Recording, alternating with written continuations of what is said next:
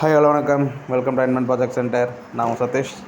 So ரொம்ப நாள் ஆச்சு பெரிய வண்டியில் செட்டிங் போட்டு கொடுத்து, நிறைய சின்ன வண்டி தான் பண்ணி கொடுத்துருந்தோம்.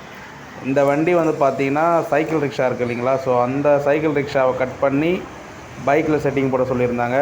ஸோ வண்டி ஃப்ரேம் ஹைட்டு பார்த்திங்கன்னா நீட்டு வந்து பார்த்திங்கன்னா 6 அடி நீட்டு, அகலம் 4 அடி அகலம், ஹைட் வந்து பார்த்திங்கன்னா 1.5 அடி ஹைட் வச்சுருக்காங்க. பாடி வந்து பார்த்திங்கன்னா ரொம்ப லென்த்து, பைக்கும் லென்த்து, பாடி லென்த்து. ஸோ திரும்பும்போது பொறுமையாக திரும்பணும், மெயின் பர்பஸ் அதான். ப்ளஸ் அது இல்லாமல் அந்த வண்டியிலலாம் பார்த்திங்கன்னா ஃப்ரேமுக்குள்ளே தான் வீல் இருக்குது. நம்ம ஃப்ரேமுக்கு வெளியே வீல் இருக்கும்போது உங்களுக்கு திரும்பலாம் கொஞ்சம் பயப்பட தேவையில்ல. பட் இது சின்ன வீல் ஃப்ரேம் உள்ளதாக இருக்குது, heavy weight. Cycle rickshaw alteration அப்படி தான் இருக்கும்.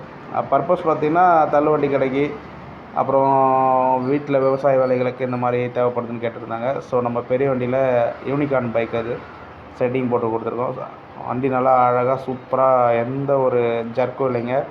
ஏன்னா வண்டியில் வந்து சஸ்பென்ஷன் வந்து வீக்காக இருந்தாலோ, இல்லை பைக்கில் வேறு ஏதாவது ஒரு பக்கமாக இழுக்குது, அந்த மாதிரி சின்ன ப்ராப்ளம் இருந்தாலும், டயரில் ஃப்ரண்ட்டில் பேரிங்ஸ் ஆடுறது, இந்த மாதிரிலாம் ப்ராப்ளம் இருந்தது அப்படின்னா நம்ம செட்டிங் பண்ணதும் போது அது பெருசாக காட்டும்.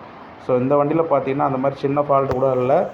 அட்டாச் பண்ணதுக்கப்புறம் ட்ரையல் பார்க்குறதுக்கு அவ்வளோ சூப்பராக ஆசையாக இருந்துச்சு. வண்டி நல்லா இருக்குது, ஓட்டுறதுக்கும் நல்லாயிருக்கு. ப்ளஸ் வந்து இந்த வண்டிக்கு வந்து யூனிகார்ன் பைக்கு வந்து அந்த ஃப்ரேம் வந்து செட் ஆகிடுச்சு, சூப்பராக இருக்குது. ஸோ வீடியோ பார்க்குறவங்களுக்கு இந்த மாதிரி ஏதாச்சும் வேணும் அப்படின்னா நம்பர் தரேன், டிஸ்கிரிப்ஷன் நம்பர் தரேன். ஸோ வண்டி வேணுன்றதுனால கால் பண்ணி டீட்டெயில் கேட்டுக்கங்க.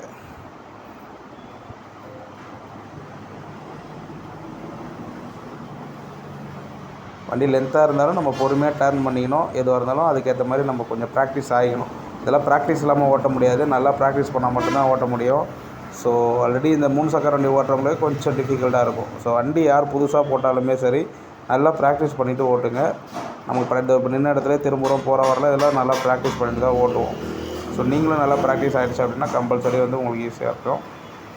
ஓகே ஃப்ரெண்ட்ஸ், வீடியோ பிடிச்சிருந்தா எல்லாேருக்கும் ஷேர் பண்ணி விடுங்க, லைக் பண்ணுங்கள்.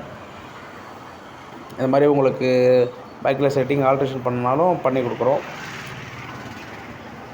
எக்ஸல், பெரிய பைக்கு, தள்ளிட்டு போகிற அந்த 3 சக்கர வண்டி, ஸோ எல்லாமே வந்து நம்ம ரெடி பண்ணி கொடுத்துட்ருக்கோம்.